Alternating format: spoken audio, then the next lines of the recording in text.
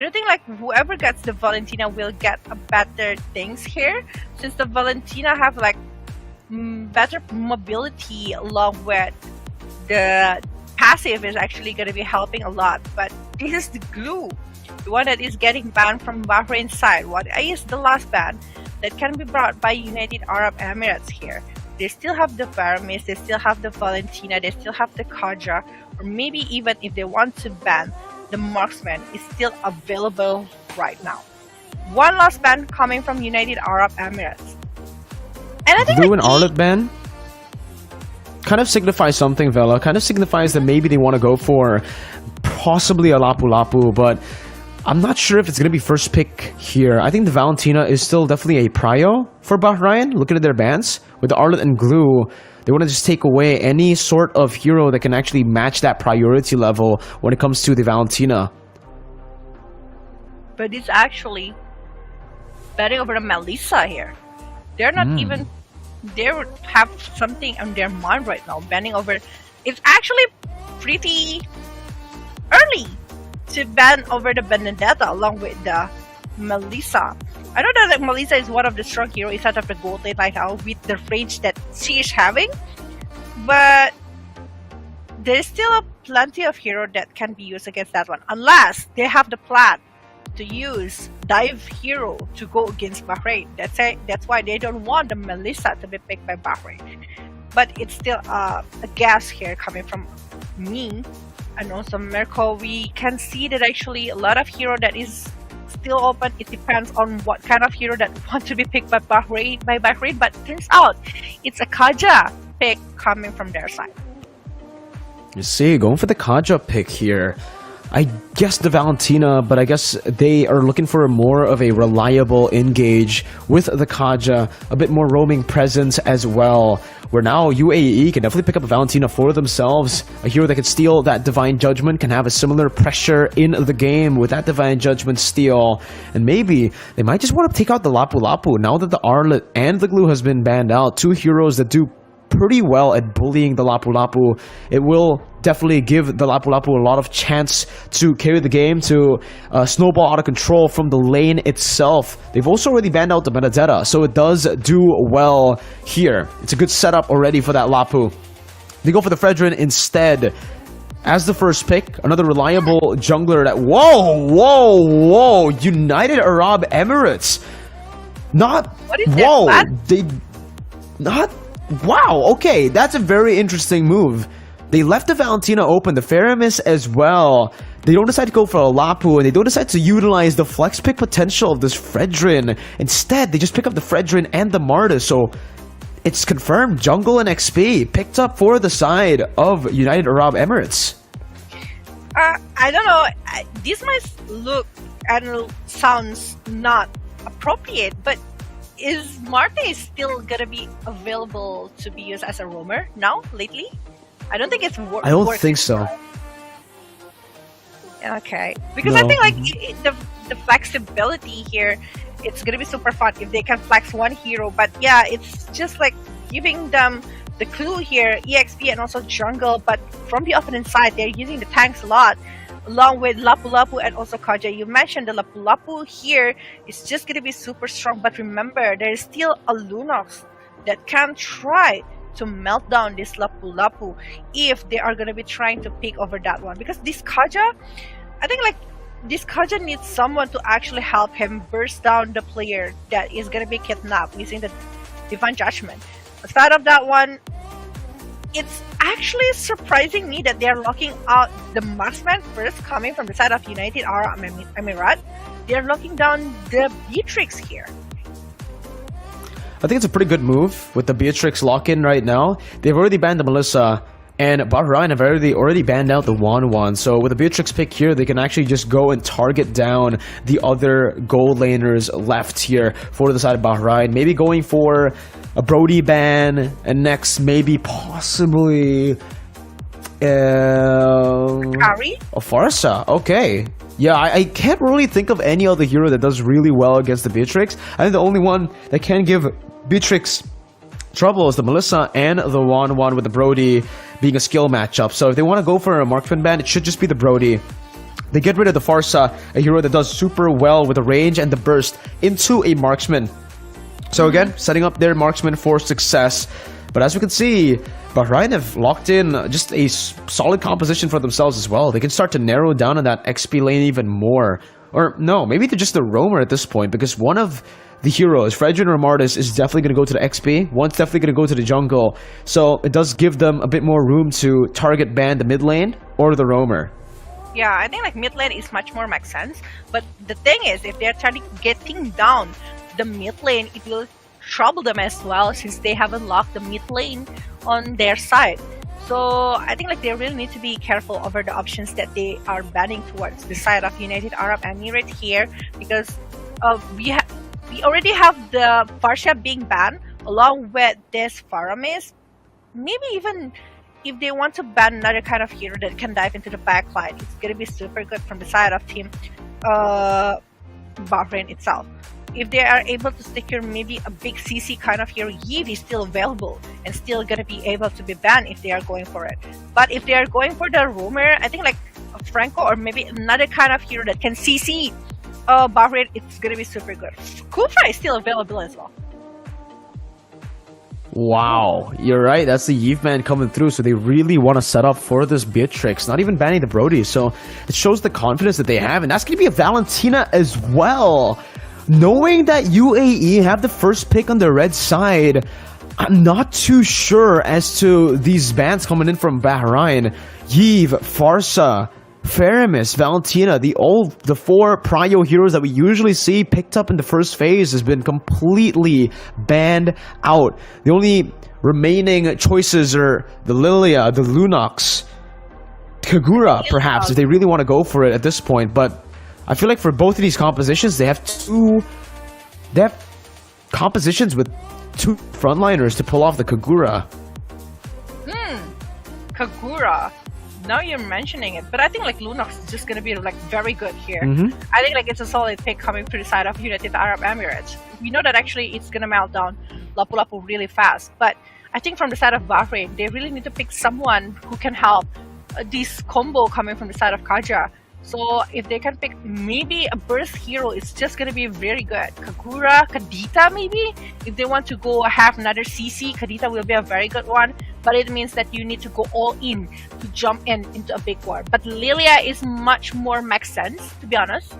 With the black shoes and also the agri glue, it's gonna be helping a lot to poke the damage towards United Arab Emirates. But if they don't want to have that both heroes, I'm thinking about maybe a unique pick that can be used. I want to mention it, but I'm scared that it might be sounds too lame here. I mean, like Odat is still available and it's having a very good AoE. Definitely. There's a lot, but again, as expected, they go for the Brody here, Vela. The only other hero right now that is still left open that does pretty well against the Beatrix. If they go for the carry or the Claude, it will definitely be a little bit more tough to play through.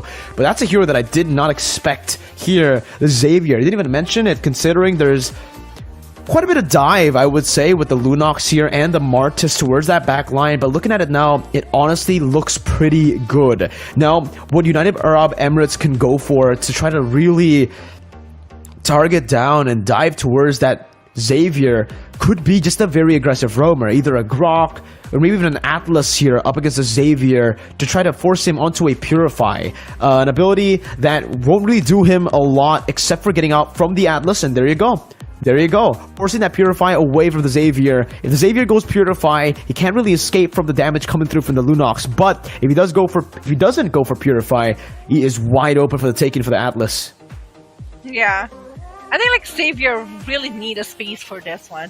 If he is unable to put a really good positioning a lot with his space, it's gonna be super heavy going to the late game, because Xavier right now is much more into the super late game condition, but the Downing Light actually gonna be helping a lot for a big war that might happen coming from Bahrain going against the United Arab Emirates. So we will just go into the first game here into the best of three series. And we will witness who is actually going to be taking the first game between Bahrain along with United Arab Emirates. But based on the emblems so far, it's actually pretty okay. Like Demon Slayer versus Demon Slayer. This is gonna be maybe quiet. I don't think like it's gonna be like a lot of things gonna happen in the first like 2 minutes. Wow, I'm not a big fan of this Purify and the Brody, Vela. And because of that, you can already see the pressure that they've placed down on that gold lane, knowing that the Brody won't really have any sort of disengage except for his second skill that can be countered a lot. One of the weaknesses for Brody is not being able to actually, dish out the right amount of damage for the torn apart memory and getting in range for that torn apart memory. So without the flicker, it does take away a lot of that early game to mid game pressure on this Brody that can definitely be punished here. You can already see the freeze built up in that top lane. Mad has been completely zoned away from the minions, and they will do their best to try to take him out. And that's already one gold minion taken away from him. There's already the pressure popped in to that top side, and Mad's just not going to have a good time in this game with a lot of pressure being placed on him. Yeah. He's just like having quite a hard time here in going into the laning phase, and also the presence coming from the Atlas, not letting this Kaja to get close to the side of Team United Arab Emirates. This Beatrix is just like went free to do whatever they want, and the presence to the top lane, this is less than 2 minutes, but they already got the gold shield turret to top lane. It's just gonna be super massive. They want to take the first turret? First minute in the game, and we see a turret take, the fastest first turret take on the day so far. My goodness. Speaking of snowballing, man, this definitely has given them much more pressure to play with. But Bahrain not staying idly by, already going onto the turtle, looking for a trade. As that's going to be 7MDan looking for a play, maybe possibly trying to open up the map, but it's still going to be controlled by Bahrain here because United Arab Emirates weren't really able to rotate fast enough around the turtle. They put too much of their resources up top in the gold lane, which I still think is much more worth it. It's much more worth it, yeah. I think like right now from the side of Team Bahrain, they really need to keep up all of the farming that they can get. But without the first turret in the top lane, I think like this Beatrix will be having much more item rather than the opponent. But look at that one! 3-man Fatal Links, man. That's going to be Troy who flickers out to safety. The Purify has been placed down, but the flicker comes through. And that's the problem that we mentioned in the drafts. When you go for the Purify on the Brody, no flicker means that you're very susceptible to everyone else. Yes, you could escape from the Atlas, but that's about it. You don't go for that. You don't go for one battle spell for one dude unless you can really afford to. And in this position, you can already see a little bit of a mistake by Jed, but he recovers really well.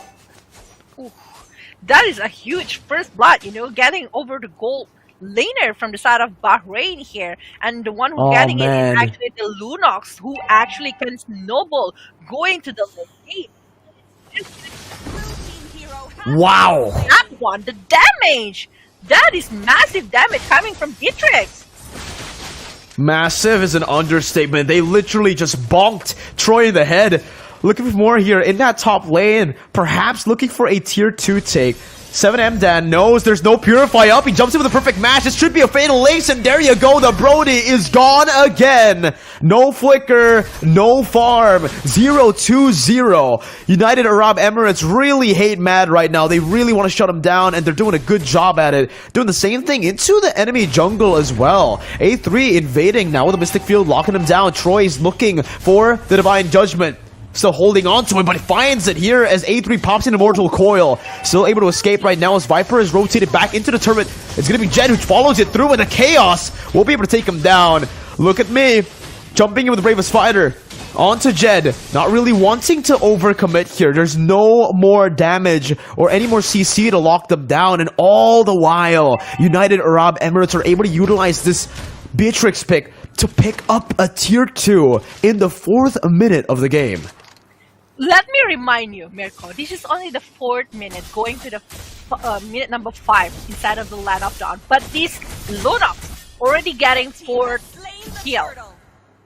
he is getting the kill number 4 on his hand, and he is getting the mega kill. It means that going to the late game, this Lunox will be having tons of damage. Not only that, but this Beatrix already having the 3 assists, and so far he is doing a lot of rotation, going to the top lane, going to the mid lane, doing some push, joining the war, trying to put up the damage towards Team Bahrain. They are unable to recover, even 2 times being taken down, and again a movement to the bottom lane, and I don't think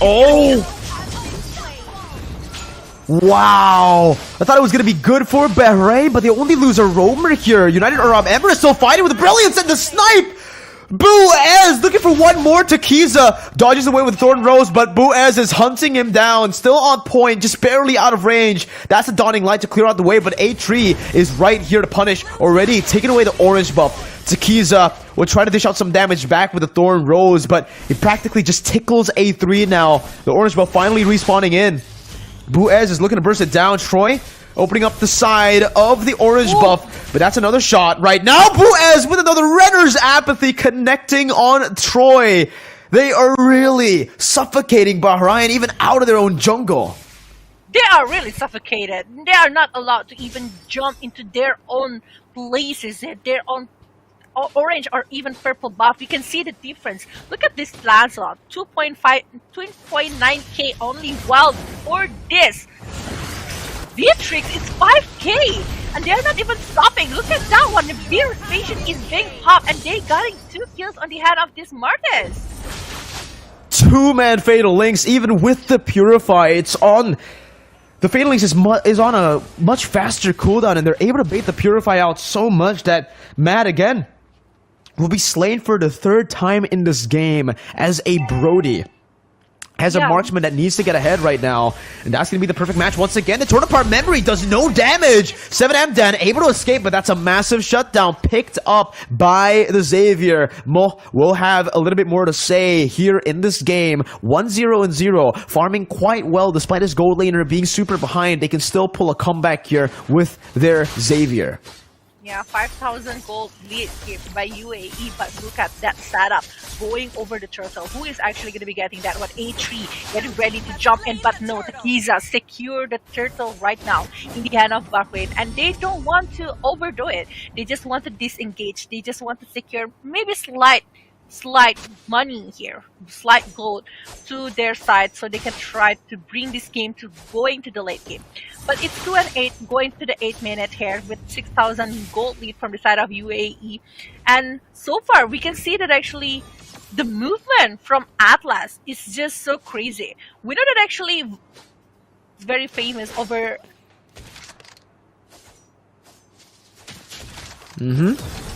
We're looking at it now. Oh, that's going to be a 2-man Fatal Links into the Mirror's Passion. Mo has been slain. And that's your main carry. The Torn Apart Memory finds its mark onto the gold or the roamer here. But look at the flanks coming in from Viper with the Brilliance, with the Flicker. Able to flank super well as Buez is swapped to the Bennett. Takiza with a Thorn Rose. Able to chunk Buez a bit more. But Viper will be able to clear out that mid lane. A3 is looking to sandwich them with Jed as well. They're looking for this tier 2 in the mid lane. Only Mad and Takiza. Now with the puncture, able to buy some time now. Mad with a basic attack and that first skill.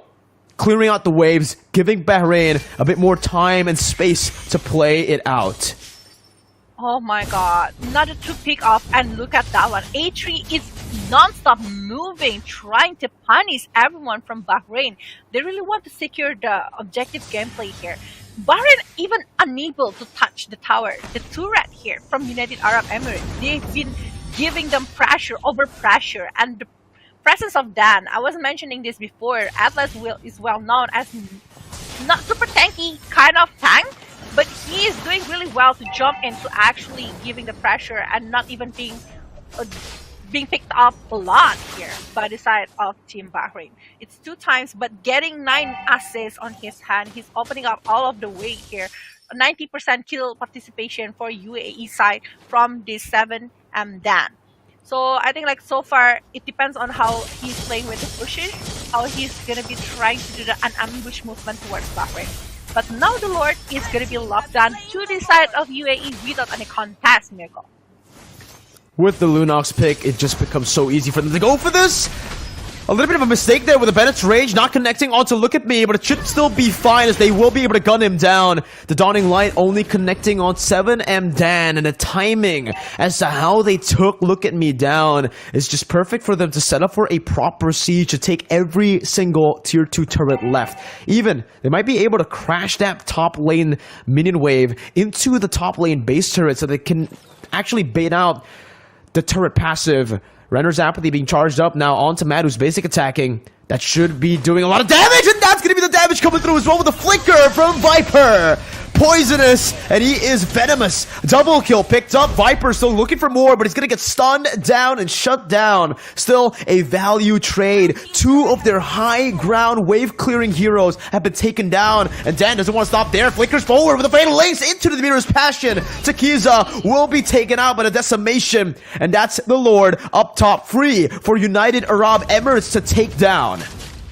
And if it's the case, they might be going for the bottom lane as well, because the wave is coming here from the bottom lane while it's still like 15 seconds for Takiza to come back into the Land of Dawn. It's still a lot of pressure that is given by United Arab Emirates. They still for it. But you know what? They're being very disciplined here. They don't want to overdo it. They just, yeah. They don't want to overdo it. They just like, okay, we still have the time to try to get something, maybe wait for the next wave, maybe freeze their lane. They want to take every kind of resources that they can to put it back to the hand of Team Bahrain. So they're gonna be like giving them hard time. It's already a very tough time for Bahrain here, as they are quite a bit behind, almost 10,000 gold behind right now. And look at what United Arab Emirates are doing. Even when they have a 10,000 gold lead here, they're not actually shoving the wave with the super minions. They're just waiting there, waiting for someone to come in to clear it out. And you can really see Dan, he's in prime position to look for this right now with the concealed play. Look at me. He's forced to run away. Takiza as well with the Phantom Execution defensively. And the Thorn Rose gets out to safety. The Dawning Line only connects onto Dan, but they're doing a really good job at freezing the waves up. Bahrain are not able to farm anything while they are behind here, and it will only give United Arab Emirates some more room, some more gold to play with. Yeah, and it's like less than 20 seconds into the next Lord, into the Land of Dawn, so they're going to be having more chances to get it. And Takiza actually meeting this Fredrin is not very good situation. They really want to get the Lord. They know how valuable this Lord is, but I don't think there will be no chances for them to try to pick it off. I think like if they go all in to try to snatch the Lord, it's gonna be like very risky. It means that later on there will be a member to be picked off by the side of United Arab Emirates. So yeah, now the second Lord is on the hand of UAE. So we will see with the Lord that is marching to the top lane, what is the thing that Bahrain, since like right now I feel like the damage from Mo is supposed to be ideal to play in the high ground, but I don't think it's gonna be easy since the dive that UAE brought is actually pretty crazy. Yeah, I mean, looking at it right now, it's absolutely disgusting to see the Lunox and the Beatrix just clear out the Lord like it's nothing, right? They took that Lord in less than 3 seconds, I believe. Jed is 1v1ing the tank slot. Takiza's not going to be let go here. And that's going to be the flicker! Purify from both Mo and Mad used up, but that just gives them some more space. A3 gets brought back. The Divine Judgment finds its mark. Look at me with an amazing shutdown, and that's Mad as well. United Arab Emirates have overcommitted, and now they're hunting down the last member remaining in that bottom lane is the Flicker as well. Viper will be taken out by Look At Me as he walks up, but the Brilliance buys a little bit more time right now. That's the Bravest Fighter used up, and that's the kill taken away. Jed looking for some more of a trade right now as the stun doesn't connect from Look At Me. A little bit of a mistake right now as the Appraiser's Wrath takes Look At Me down. 7M Dan has respawned in. That's how long the fight is gone, with a Dawning Light from the base connecting, but with the Fatal Links, that's it. That's the taunt, and that's Mad taken out. Takiza, Phantom Execution, now with a puncture, dashing back and forth, not getting the final reset there, but is able to dodge from the perfect match stun with the Thorn Rose, taunted up, knocked up, but that's a tank slot for you. Still able to sustain with a Dawning Light connecting once again. That's Takiza with a puncture to escape, and the Flicker as well from Jed, and it does not find anyone. Takiza is able to dodge away from it. Buez has finally rotated back below. Man, what a sequence. My god, that is crazy. How, like, 2 heroes, only 2. It was like Fredrin along with the Atlas, but they are like taking everyone from the side of Bahrain. Yeah, I know, most of them are not in the full health, but you know what? These 2 is like giving like 2 minutes of a show there with a lot of resources that using in the bottom lane just now. So I think like from the side of United Arab Emirates, despite that they are not having enough damage, they still can like hold the damage. They are very tanky here. This Fredrin and also this just able to aid all of the damage that is given from Bahrain. It seems like from the side of Bahrain, they really need to have more penetration damage, I think, to the side of UAE. But how they will get the damage, the item, the gold? Because right now, the difference is just hit so hard. We see the Fredrin is 10.5k with full item. 3 heroes actually double digits here. With the Fredrin, Martis along with Beatrix. 16 and 8, 2 times the amount of kills. Still with a 7,000 gold lead in the hands of United Arab Emirates, with a composition that does scale into the late game, but with a slight concern now of an ongoing threat from the early game of that Xavier, mad with the Purify, and that's what it's for right now with the Flicker there. But the damage is going to be cancelled out. Good stun from Look At Me. Able to stop that kill from happening. Viper wasn't able to do or get that assassination onto Mad. Yeah. Now the setup for the Lord. This is not looking good for the Lancelot. Takiza needs to get back because it's like 4 members of UAE getting ready to try to pick them up. But oh my god, I saw the sounding light. It was close. It was close.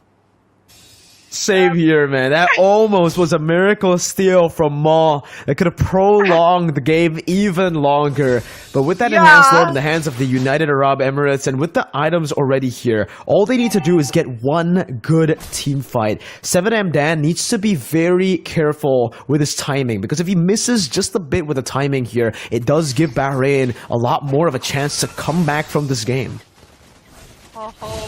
But look at this one. Oh, the Lancelot still a mistake by Takiza, locked down and taken now. Vela, a big mistake, a blunder from Takiza that should be punished completely now. And it's gonna be 6 versus 4. The Lord is marching now to the base of Team Bahrain. What will they do without Takiza on their hand? And the Lord is actually easily taken down here. But look at the damage from the United Arab Emirates. They're focusing over the base. And there you go. I think this game might be taken by them. There you go. That's the mini waves coming through. Even with the kill on the Beatrix, the rest of the team is enough to take Bahrain down in game number 1. Match point for United Arab Emirates. Yeah, match point for them. After quite an intense movement here, the Atlas actually doing a lot of pretty work here since the early game. How they are able to put the Lunox in a very good condition with a lot of pick off that happens.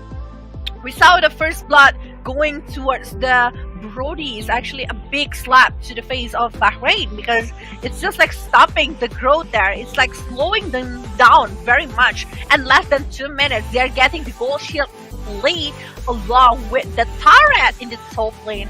It's just massive. Like, you have less than 2 minutes, you have more space, you have more control over the map, and it's causing Bahrain to lose one control. We mentioned this before, how important the gold laner is, how important they are going to the mid to late game. But we saw how crazy, how brutal they are going towards this Brody on the top lane. Super brutal, man. Not giving Mad any space to play, completely punishing him for going for that Purify, having little to no kill pressure whatsoever in the early stage of the game, was zoned away from the Beatrix like it's nothing, and all that is due to the Atlas constantly babysitting the gold lane. But on the other side, for Bahrain, there's really not any pressure or resource placed into that gold lane where they should have placed it in, right? The Brody, the only reason you pick it up is to get him snowballing, and if you leave him to go go all alone there, get bullied all the way to 0-3 in the first 4 minutes. Then it ultimately just becomes a bad pick. The Brody did not find the win condition that was supposed to, and that gave United Arab Emirates so much more room to play with, even though Mo was able to still scale up to the late game despite the enemy mid laner having an 8-kill lead. It was not enough. That's the case of Savior. I mean, like, despite that you were having a very good damage that can be dealt by the Savior, but you really need a really good setup. But based on the hero that they pick here from the side of UAE, they were having the Martes, which actually can be the initial counter for the decimation to focus on that one. And that one, they were also having the Atlas with the Paddling perfect match to actually pick him off. So it's pretty hard for the Savior, despite that the damage is very huge, but there is no proper setup for him.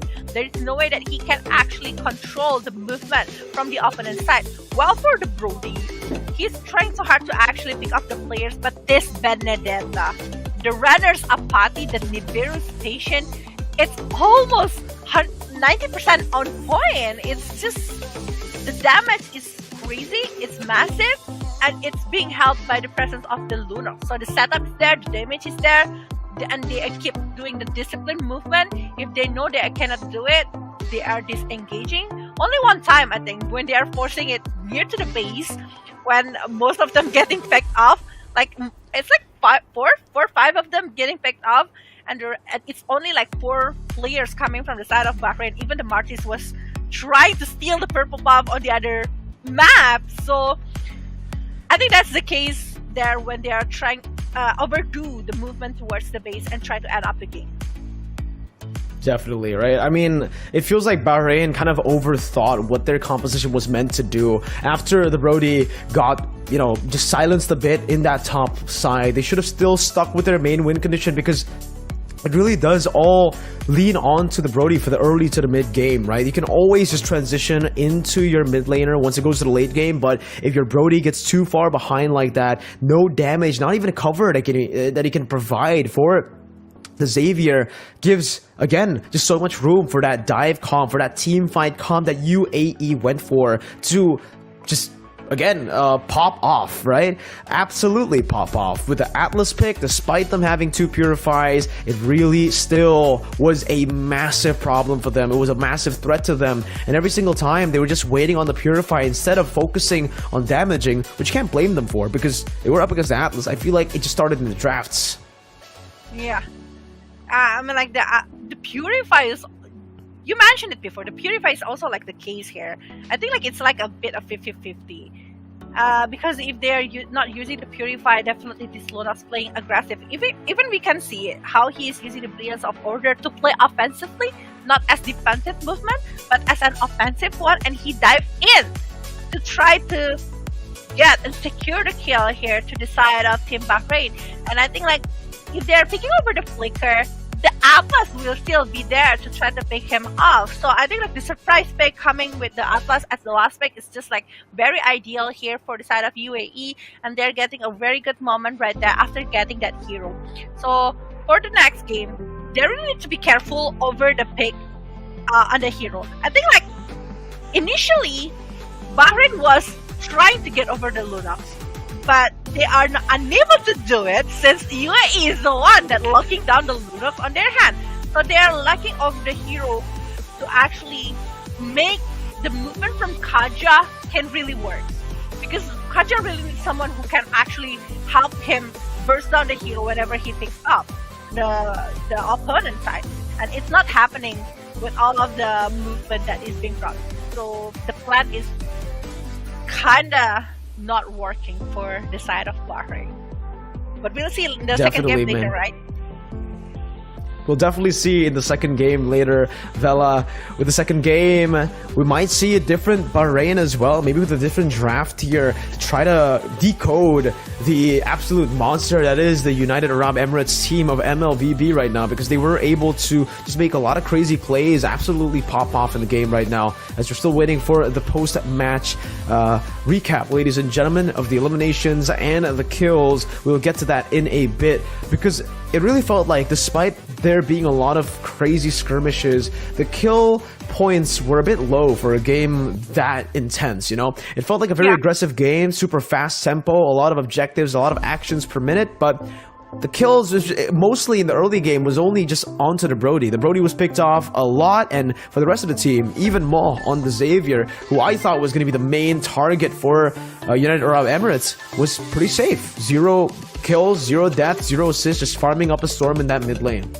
Yeah, eventually he got picked off, but yeah, I got your point. When the early game he is just like pretty free, they just want to stop the growth from the gold laner. I think like they just focus on that one, and they're thinking, like we will see the match summary, just like what you're mentioning before, like 16-8. I mean, like, it's pretty much not as much as I thought as well. It was pretty intense, but there's no other follow-up, I think, to finishing off the points of the kill in this game itself. But 19-17, I think, for the last movement. But Troy is the one that being picked most of the time as the, I mean, like, as frontliner. It does make sense. But Kiza, I just realized that he doesn't get any elimination point. Definitely, right? I mean, Takiza on the tank slot wasn't really able to put in any kill threat. He was able to get it for the first neutral objective with this Lancelot, with that Demon Slayer. You're able to clear super fast. They were able to trade really well early on, but United Arab Emirates, with their proactive movement, basically kind of forced Bahrain into their tempo, right? That fast-paced tempo where Bahrain had to play more towards Mo, had to scale a little bit longer and, you know, prolong the game a bit longer, but they were brought into these fights constantly because of 7M Dan, who was basically forcing these fights every single minute. Literally, right? Yeah. It feels like every time his ultimate is up, he's always engaging. Even sometimes without his ultimate being up, he engages. That's right. I do feel like he is like very confident using the perfect match along with the battle lane to just try to pick up somebody here to the side of Bahrain. But yeah, 19-17 elimination point, 12-30, and 17-9. It's a lot of things going on. You know, United Arab Emirates mostly like going into war together, like full group. Because they are having that kind of heroes on their hand. They're having the Atlas, they're having the Lunox that can work really well with the combination that they're having. So I think like that kind of grouping, whenever they are having a perfect time, is also really good. But I really want to talk about the Beatrix, the rotation. We usually see it's coming from the mid lane or maybe the jungle or the roamer, but this is the gold lane. One that doing the rotation. So minutes, okay, he farms on his lane, and after that he go to the mid lane, he go to the bottom lane, he go everywhere. Even if we can see the heat map, it's definitely showing how his movement is everywhere inside of the line of dawn. So I think like that's also one of the things why this Beatrix is also like having tons of impact inside of the game. There's a lot of impact there, especially, again, this is a very similar case to match number 2, Vela, where, again, the Lunox is a scaling hero. If you get her snowballing in the early game, it's almost over, right? That Lunox was all over the place, was absolutely styling back and forth, and again, you really need to take into account that this Lunox is a late game hero. If he gets that much gold, that many items in the first 5 minutes of the game, you really need to prolong the game for your own mage to get his own item power spike, right? Which I think just never really happened. Even in the 20th minute, Vela, we really did not see that Xavier pop off. The damage was there, but he was always caught off. He was always forced away where he can't actually land that Mystic Field, can't actually land the brunt of his damage. That's the case. They don't have a proper hero to set up a way for this Xavier to shine. So despite that they're having tons of damage, they are unable to finish off the player coming from the side of UAE. But we will be having the second game. The drafting is ready. I kind of wonder what kind of situation that they will try to put over this one. What kind of draft? Actually, it's actually pretty fast ban coming from both of the sides here. The Benedetta, the Veramis, the 1-1. It's practically same hero just like the first game.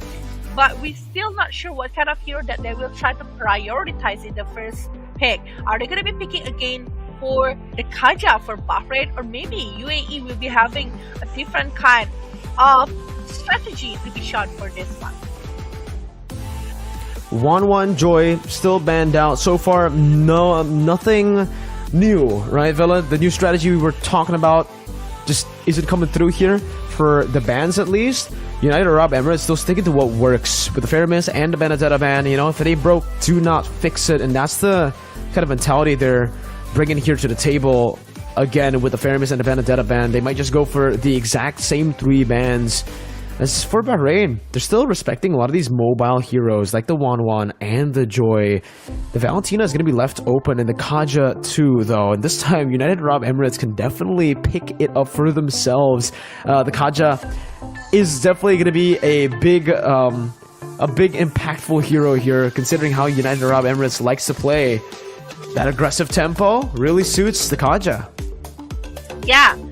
I think like if they want to play aggressively as well, the Valentina or maybe the other kind of hero that can go further, like a Franco, is actually going to be a very good one. I want to see something fun here. If they want to go for something like a Jauhat or maybe something else, it's just going to be super good, because I think like Jauhat is getting more popular these days, right? So hopefully we can see something new here inside of the draft. But Valentina, Veramis, Benedetta, 1-1, Joy, and one last ban here from Bahrain. It means it might be battle of AoE, because Farsha and also Yves is still available, and without Veramis along with the Valentina, I think that those 2 heroes will be very popular and might be picked for this game. And Blue is the one that is getting banned from the side of Bahrain. First pick towards United Arab Emirates, and it's Melissa directly. Whoa, they pick up the Melissa.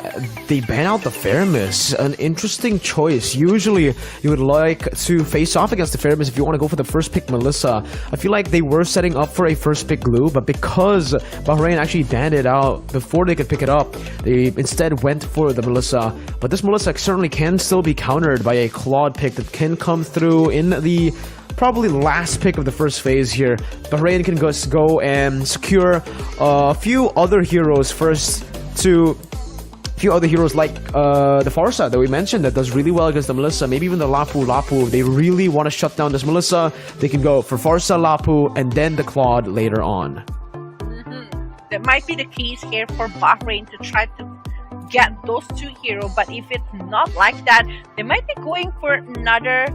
I'm not sure if they can go over the diving hero like a Kufra or something else, but Farsha is definitely one of the heroes that they should not let go to the side of UAE. Imagine they will be having the Melissa along with the Farsha.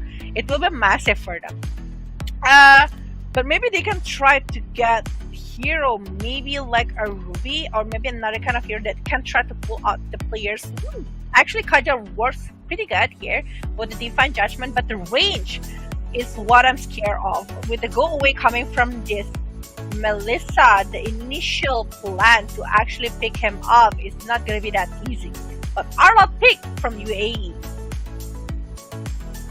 Ooh, wow. I understand the Kaja pick there, but the Arlet and the Hayabusa have been left open, and now it does give the Kaja so much to think about. I mean, usually when you're on the Kaja, you just have one target that you can go for, but this time, if you go for the Melissa, you leave the Hayabusa and the Arlet completely free to disintegrate your back line. If you go for the cover style of play on that Kaja, then the Melissa can absolutely destroy your front line with that front to back composition. And this is already looking pretty good for the side of United Arab Emirates. With the Arlet pick, they're kind of forcing that Lapu pick. I would have expected maybe a Yu Zong to be a better choice here against the Arlet and even against the composition, but they still opt to go for the Lapu because the Lapu does better against the Melissa on paper. You gotta remember though that the Arlet will bully this Lapu quite a bit in lane. So already some concerns for Bahrain. Again, the Atlas ban comes through, so there is already respect coming through from the side of Bahrain. They know exactly what gave them so many trouble, so much pressure in game number 1. So they'll take that away. And United Arab Emirates are actually gonna go for the Fanny ban. Yeah.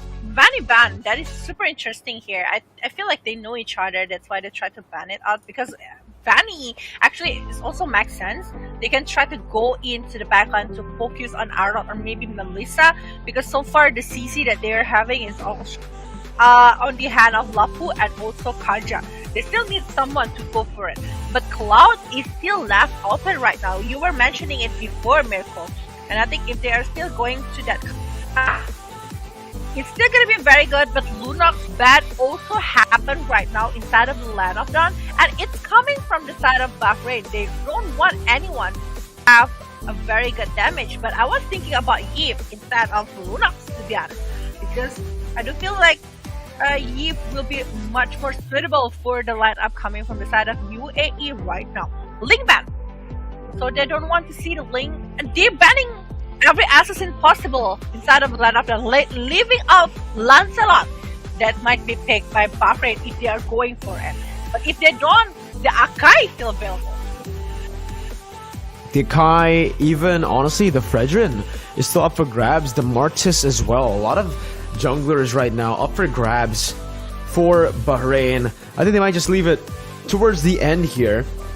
Or heck, if they really want to go for it, yeah, the Lancelot does pretty well here up against the Melissa and the Hayabusa. You're able to escape from the Shadow Kill with the Thorn Rose and even the Phantom Execution. 2 invulnerable abilities that give you a lot of options, but they will just go for the Brody again.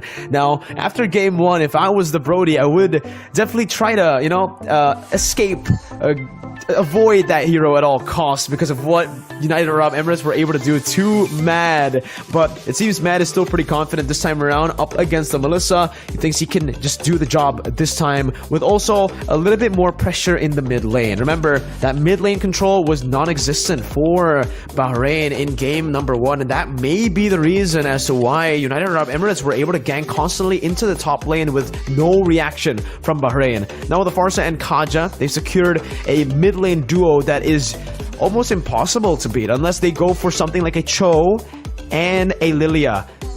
Okay, they go for the Kadita first. They could go for Kadita Lilia as well if the Kadita becomes the roamer here, but then they'll be severely lacking a frontline presence. It will be pretty hard if they're putting the Kadita into the roam here, but if they're picking over another hero, it will be the Kufra here coming from the side of UAE. They want to have a proper setup here. 7M Dan, it feels like he is much more confident with momentum hero such as Kufra along with Atlas previously. But right now, one last pick from Bahrain. With this kind of setup that is being brought by UAE, I don't feel like if they want to go for something much more tanky, Fredrin will be a very good option. But if they don't want to go for it, they definitely need someone tanky in the jungle. I don't think like the other things will work, but Marty is actually going really great here with the Mortal Coil along with the Decimation that can jump into the backline. But the CC that's being brought by UAE is pretty scary, to be honest. There it is, the Martis pick comes through in the jungle as well. They need a bit more utility, and they get a utility jungler who has anti-CC to escape from the Arlet and the Kufra. So it's already a really, really good composition here for both of these teams, and honestly, looking at it, I like the adjustments made by both of the teams. United Arab Emirates and Bahrain have adjusted accordingly to their mistakes in the game prior. So I'm just really excited to jump into the Land of Dawn to see if United Arab Emirates can continue the pattern of 2-0s, clean sweeps in day number 1 of the Asian Regional Qualifiers, or if Bahrain can stop that, can stop the train, stop the pattern, and maybe get a dub here to start our first ever full 3-game series. Yeah, hopefully that will be the case here because I really want to see close game, a very intense game. If we can have it inside of the line of them. But A3 going for a high and dry, while for the side of Martis we'll be having the Demon Slayer. This is like typical kind of emblem that we'll be using inside of this game, but 7M down in the top lane. This is the aggressive movement. This is a signature movement from the side of Team UAE. Remember what we said though, right? The Melissa does really well against the Brody, and that's why we didn't see the... Well, that's why we saw the Melissa banned out earlier. Viper putting some pressure down. Takiza still has Retribution. Decides to utilize it here a bit late, but it's fine as long as it gets the job done. Secures it freely for the team. Yeah, and right now, with the movement that is being brought by UAE, actually, with all of the pressure in this kind of like less than 2 minutes, they still want to have the same kind of concept like the first game, to have like a very good setup to try to punish everyone from the side of the opponent, but energy impact along with cross crow here, still using the wings by wings to run away. But I think like the moment he's having the Ferrash rack, it's going to be helping a lot to have a very good war. It depends how is the setup that will be brought by the side of team UAE or Bahrain in terms of picking off the players here. Here, already a bit of killing pressure placed down as well. Onto Takiza, whoa! Random Tyrant's Revenge from out of nowhere there, also connecting onto Takiza. Unfortunately for United Arab Emirates, the regen wasn't popped first. Now for the mid lane, they haven't rotated to down below. It's still going to be Jed, who tries to look for an opening here, trying to get level 4 right now, but it's going to be looking who finds it first. The final slash is available, but it decides to flicker out to safety. Mo able to clear out the waves. The pressure now is on for United Arab Emirates. Bahrain have a man advantage, but Takiza actually resetted the turtle despite having more pressure to play with, which can give United Arab Emirates some more room to actually walk in. And that's exactly what they do. They're trying to punish the little mistake that Bahrain made. Takiza needs to be careful here. Tyrant's Revenge is going to be popped in. The Mortal Coil is used up, and they have conceded the turtle. United Arab Emirates as well, not going to go for it. All they wanted to do was reset. They want to go for the purple buff first to give A3 the proper buffs to look for a fight. But the Terror Revenge again here from 7M Dan here. He's waiting for a perfect moment to actually trying to pick off somebody from Bahrain's side. But in the top lane, we're seeing that actually Matt along with BUS is actually pretty calm here. They're doing their job, try to farm, try to get what they want. But the Great Red Strike tries to zone the players coming from UAE here, Mirko. Oh, beautiful flicker there with the Tyrant's Revenge. It actually catches Takiza right now with the resets happening with a vengeance. First blood over to United Arab Emirates. Bahrain bit a bit too much than they can chew. They got the neutral objective, yet they stayed for the fight. Yeah, they stay for the fight. They're losing a member, and it's a Takiza, the one that he is being picked off by UAE here. It's actually unfortunate, to be honest, because they were having a very good barrier just now. They are zoning out the player using the Ferrash track, but in the bottom lane, we will be having a shadow kill to focus on Look At Me, and he still survived for this one. But in the top lane, Mirko. Well played by Look At Me. Down below here, Buez actually already using the Inspire as the Tyrant's Revenge actually connected, but he wasn't able to find the Tyrant's Rage. Mo with a beautiful Purify to escape. Troy looking for some more pressure. Down below, it's going to be a trade back from United Arab Emirates. That's the Riot's Revenge and the Rage. Troy going to be locked down here, but it's only the Roamer. Mad free hitting onto the back right now. Torn apart memory. Popped and used. But I feel like the targeting was a bit off for Bahrain. They could have gotten the kill on the Melissa. Instead, focused down the Kufra. And that will give United Arab Emirates some more room again to recall and come back into the lane like nothing's happened. Actually, United Arab Emirates was being forced to do a lot of resource use in the top lane just now. Bahrain was trying to focus to get over the gold lane shield here in the top lane, and that's what the Brody was trying to do towards this Melissa. But the Melissa, with the range that he's having with the go away, actually will be able to survive the condition that is being brought on the top lane. Despite that, Look At Me is trying so hard to seeking for the moment here. But in the top lane, Terror Revenge. Oh, beautiful bait as well, though. The go-away is placed down. Still going to be a 1-for-1 trade. That's definitely worth it for United Arab. Nope, actually, Bahrain actually cleared the wave. United Arab Emirates are going to lose. Well, Buez is actually going to lose one big cannon minion worth of gold. A3 is looking for a steal right now. Pops in the quad shadow. Takiza still on it. Retry battle 50-50, and it's Takiza who secures it with a mortal coil with that anti-CC to escape from the Kadira. And the I3 didn't even put the retribution battle on. And at the moment, he's just like letting Takiza taking it with the very hard situation to dive in using the quad shader just now. But in the bottom lane, look at me, unable to secure the turret, and maybe even will be able to be picked off here by the presence of Arlot. But yeah, running away from Arlot and able to survive from this kind of condition. It's 6 minutes. It's a lot of action that happens inside of Land of Dawn, but only 3 kills happen so far, and it's 2,000 gold lead by the hand of UAE right now. So far, they are having a very good condition, but Bahrain able to actually slow the tempo coming from UAE. This is the plan that they are maybe trying to direct the game to mid to the late game, but will that happen for the Brody? Because Brody already being picked off once here. He really needs item to have penetration to be given to the side of UAE itself. You know, there's something that I actually just noticed here. It's the fact that Viper actually is on a flicker, not a standard petrify, right? And honestly, in this game, I'm not too sure about that. I think the petrify would have been able to do so much more. But there you go. That's going to be the Divine Judgment used up already. The Breath of the Ocean as well. Viper, not sure about this. Still wanting to go for Takiza. Baits him in. That's a shadow kill onto the back right now. No Divine Judgment. As 7M Dan charges into Tyrant's Revenge. But there's no more follow-up. They utilize that killing pressure to go into the mid lane to force them away from the turret as Jet is rotated as well. And it should just be a free turret picked up for United Arab Emirates. Beautiful quad shadow placement to take it away and to flank the turret. Oh, yeah. But just like what you've mentioned, I just noticed the Viper with the flicker just now. Yeah, he can self himself just now using the flicker, but that's why they are unable to have a proper setup. Maybe they are depending with the turret and Iron Ribbon just like in the top lane right now.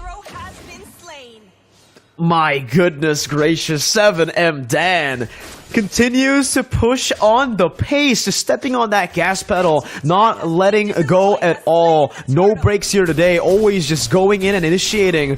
Mad was forced to flicker, Moh was forced to purify, but it did not matter at all as A3 picks up a lot of gold down below, able to push in the turret as well. Now the mid lane's going to be pressured at the same time as that top lane, and it gives so much pressure back again to United Arab Emirates to do the same thing they did, and it's going to be Troy who gets caught, taken out. Buez, third kill of the game. A3 even in the mid lane with the quad shadow, able to escape. Takiza hasn't been able to really shut A3 down. Buez now walking back with the Inspire still holding on to it right now. Pops it finally as that's going to the Bravest Fighter onto the back line. 7M Dan looking for the engage, but the final splash finds Mad, and it should just be another kill picked up. He jumps into the Vengeance one more time, flickers out to safety, and it zones Bahrain away from the tier 2. United Arab Emirates getting clean team fights across the board. And there are only like 4 members to fight on that particular moment. They're just jumping in with a lot of resources that they have. They just prepare with the resource that they have with the rock waves, with the breath of ocean, along with the terror rage that was ready for 7M Dan in case someone from Bahrain wants to jump in. But with this level of confidence and also the damage that is given by Melissa, they are melting down every single turrets here from the side of Bahrain. And look at that one, already having the corrosive side, Demon Hunter Sword, a lot with the golden staff. The attack speed will be very huge coming from this Melissa, along with the penetration from this Hayabusa after getting that Malefic Roar, despite he is having 0-0-0 on the KDA list here. Even there, you can already see the hesitation from Bahrain, man. The quad shadow was very visible for Troy, but he felt like maybe it was just a bait. Maybe the entire team was waiting down there. And with a lot of the plays... Oh, wow! Wow, beautiful steal by Takiza. Just with the first skill alone, not even utilizing the retribution. But back to the point here, because a lot of the times that Troy's been trying to going for proactive movements, he's been punished. He's not able to make those proactive movements anymore. He's lost that confidence, and that's definitely going to hurt the team with the Kaja. 7M Dan charging the Tyrant's Revenge, looking for the play, cancelled out. Another beautiful first skill by Takiza. Yeah, and I think like that barrier that being put by UAE, especially 7M Dan in the front, nearby the orange buff, what makes the Lord taken easily by the side of UAE. It's just very free for this Hayabusa along with the Melissa to clear it out. And with the Lord that is marching to the mid lane, they're supposed to take the outer threat into top lane, or maybe even trying to contest, going for the base, despite that it's not even a charged Lord, so they are not going to be that easy for them to try to get over the base. But maybe picking off the hero from Bahrain will be the case here, because 7M Dan is much more famous for the setup movement that can be brought by the Star Rage and Star Revenge from Kufra. Whoa. Okay, final slash used up there. Divine Judgment trying to punish Jed, but you're still gonna be able to escape, man. 2 big ultimates utilized already, and that's gonna be the mid lane turret for sure taken out of play for the airstrike as well. Onto Jed, that's a lot of damage with the final splash. Finds 3 members now. Buez is free hitting, but the torn apart memory will not be there for Mad. They don't get the punish down, and even in the top side, that flicker is doing a lot for United Arab Emirates. Even in the back, that's gonna be the shadow kill popped in, even the quad shadow to escape. Troy unable to lock this Hayabusa down. Base turret has been taken out with the First Lord. Incredible value from United Arab Emirates as Takiza walks back in front. Not sure about this. No Mortal Coil. Tyrant's Revenge locking him down, and that's going to be the Quad Shadow and Viper as well with a follow-up, but it's a torn apart memory to take a kill back into the hands of Mad. It's still just going to be 1 base turret taken down. Bahrain are able to defend, but they've lost so much. Ho ho ho ho! This is just looking not so good for Bahrain. They are losing 1 base turret in the mid lane, almost losing up the bottom lane one, but the growth that they were having is just like pretty much stacked here. We see that actually Mad already having the half assist along with the Malefic Roar, maybe planning going for the another Wind of Nature to actually prevent the damage that can be given by the Hayabusa, or maybe even the Melissa, since the Melissa already have the Wind of Nature. So whenever they are engaging, it's gonna be super painful. But the Farsha actually going to the late game, the later the game, I guess like the damage coming from Farsha is just gonna be so good. That's why the Farsha really need to take care over the positioning here. If Bahrain want to win over the high ground situation, the initiation coming from the Lapu Lapu along with the follow-up from the Farsha will be needed. So I think like not being picked off outside of the base will be the key here for Bahrain, because most of the times they are always getting caught outside of that one. Whoa, walking up too aggressive. Oh, there's a flicker as well there. The Tyrant's Rage unable to connect right now, but there's a lot of resources. Whoa, they want to go in with the bravest fighter. Look at me, not too sure about that, man. Your whole team is going to be zoned away, and you're isolated. A3 isolated himself, now taken out 1 for 1. Jungler down for XP lane. Bahrain definitely got the better value trade. Not too sure why A3 jumped in all alone there. He didn't even bait out the Divine Judgment, so Bahrain are still very healthy when it comes to looking for a team fight right now. Maybe he really wants to get a kill towards this Mo, or maybe even Matt here, that is being well protected by Bahrain. Just like what we are seeing just now, almost getting picked off, but the wings by wings saved the Farsha. But now it's the moment for the second Lord, and the damage! Whoa. Ooh, Viper! That's a flicker though. Viper is gonna fall right now, but look at Buez! With Nature buying a little more time, but Mad should fall here. Whoa, Mad! Still able to outplay, finding the kill back. Look at me with a stun, unable to connect.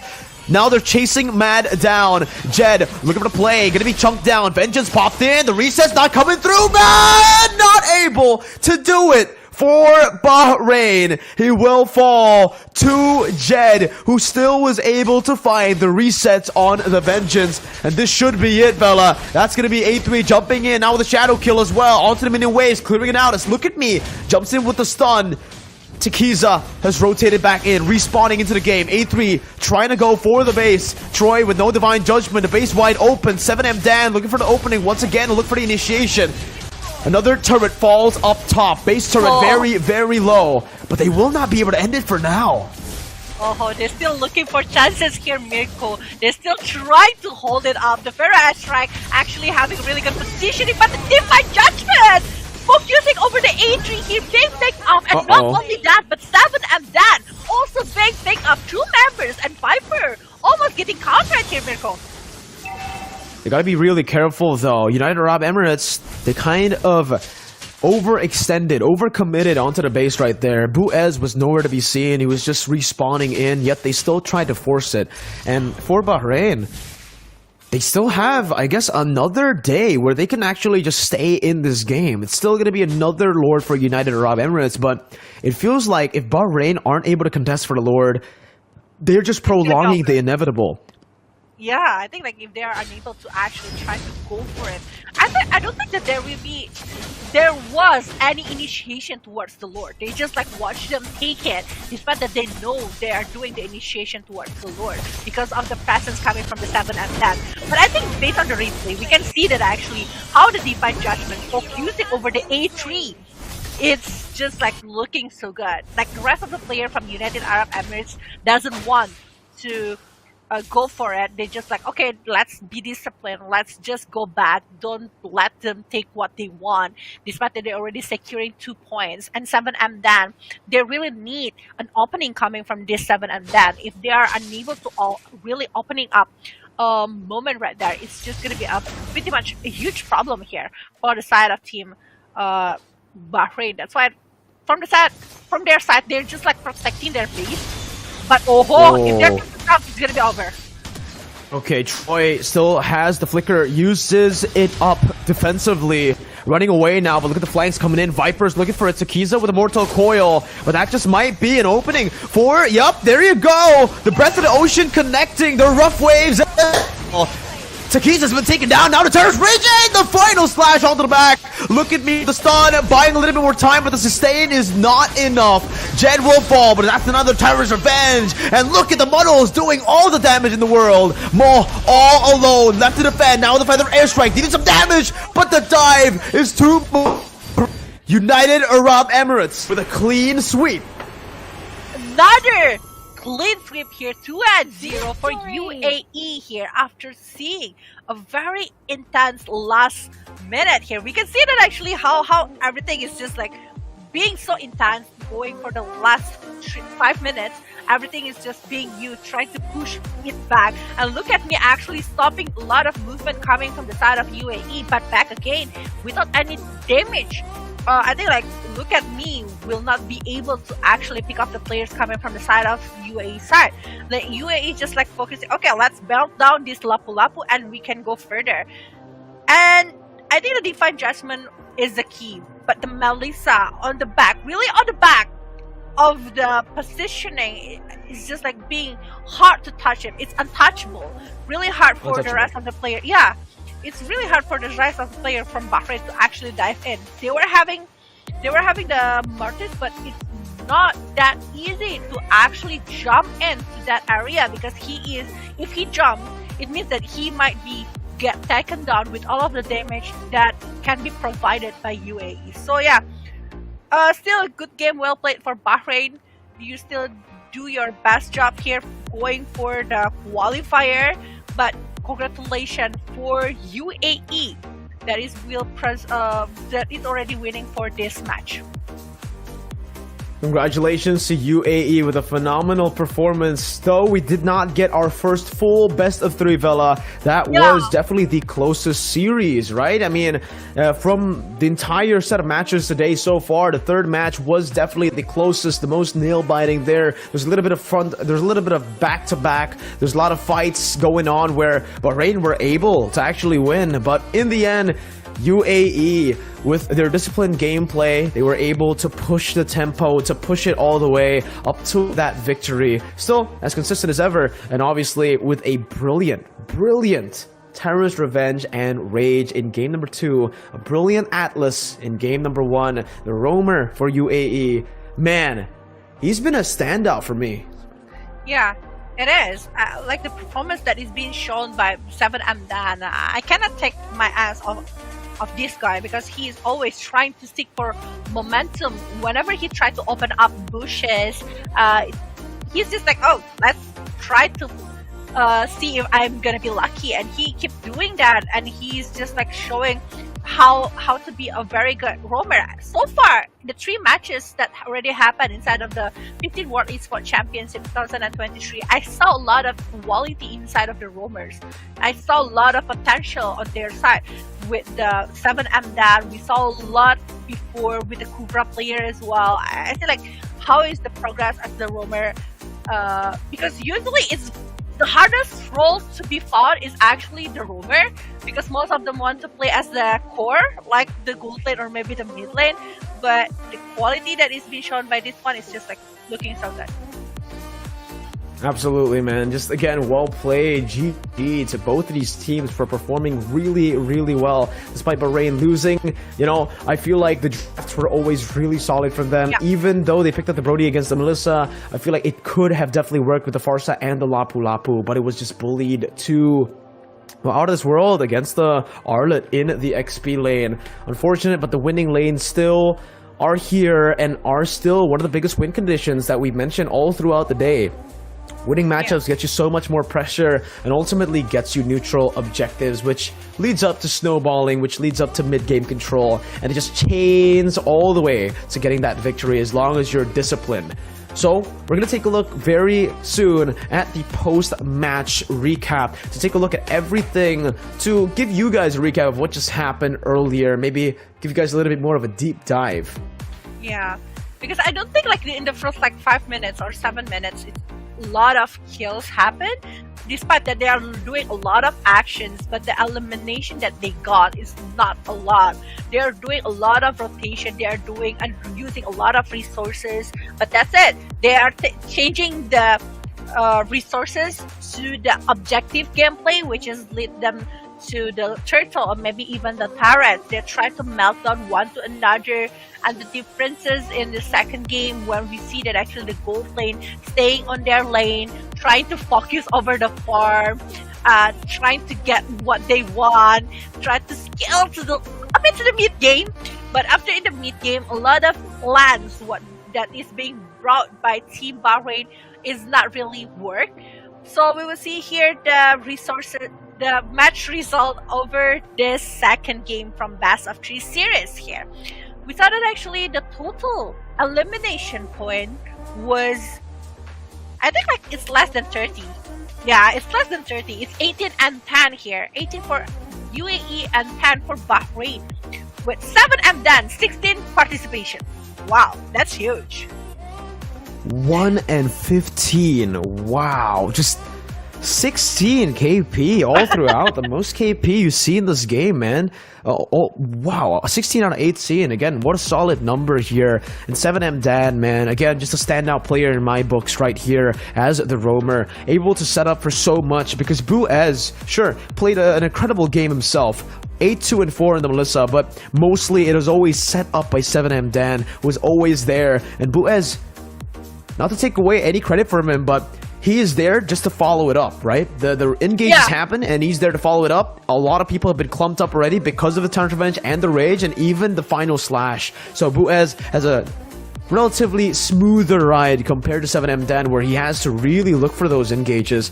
And big shout out to Matt as well, man. Despite losing and having a horrible, horrible game number 1 because of all the resources placed onto that lane, he's still able to pop off here as the Brody, doing a whole lot despite being placed in a losing matchup in game number 2.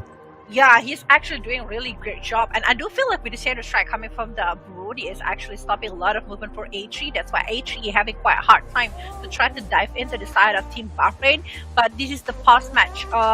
18-10, 39-21. The comparison is actually pretty much far from one to another here, from UAE and also Bahrain. They're having a different kind of situation. Despite the jungler coming from the side of UAE, it's not really performing. If I can be honest, from this second game, it's not really performing just like the first game. But we saw that actually the players such as 7 and Dan, showing them how is the teamwork work. And it's just so beautiful to see the follow-up of movement that is being brought by the side of UAE or also from the side of Bahrain.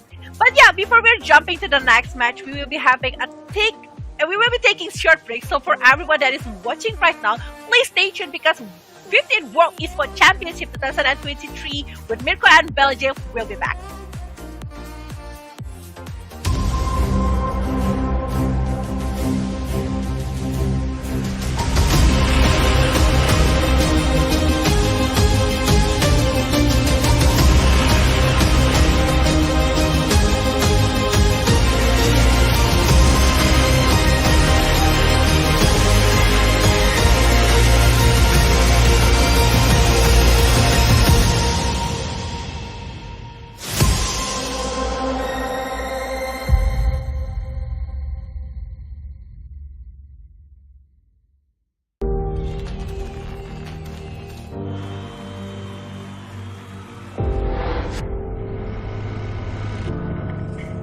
In the heart of Iași, Romania, the world's top gamers have gathered for the ultimate showdown. IESF brings heart-stopping matches across a variety of gaming genres in an electrifying experience that celebrates the passion and dedication of esports athletes from around the globe. This is more than just a tournament. This is where